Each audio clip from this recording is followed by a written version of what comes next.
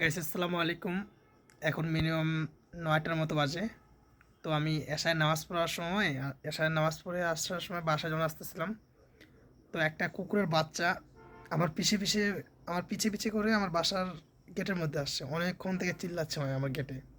তো আমি এটা অনেকক্ষণ থেকে লক্ষ্য করছিলাম। তো পরবর্তীতে দেখলাম যে এটা আমাদের বাসার মানে মসজিদটার ওইখানে একটা গোরস্থানে ৫-৬টা কুকুরের বাচ্চা থাকে। তার মধ্যে একটা বাচ্চা আমার পিছে পিছে চলে আসছে। মানে আমি নামাজ পড়ে ওই রাস্তা দিয়ে আসতাম, তো সে আমার পিছে পিছে আসতে আমি লক্ষ্য করিনি। তো পরবর্তীতে সে আমার বাসায় ঢুকছে। ঢোকার পর তাকে একটু ভাত খাওয়াইছি। খাওয়ার পর যাওয়ার সময় ও আর যাবে না। মানে কুকুরের বাচ্চাটা অনেক সুন্দর, সাদা কালার মধ্যে অনেক সুন্দর কালো বাচ্চাটা। তো ওকে আমি আবার রাখি দিয়ে আসছি। তো মানে সে অনেক ভুক পাচ্ছিল, মানে চিল্লাচিল্লি করতেছিল, তার মা ওইখানে আছে, বাবা মা ওইখানে আছে, তাই আমি তাকে ওইখানে দিয়ে আসছি। তো এইটুকুই। গাইস, সবাই ভালো থাকবেন আর সবাই আমার চ্যানেলটা ফলো করে দিবেন। আসসালামু আলাইকুম।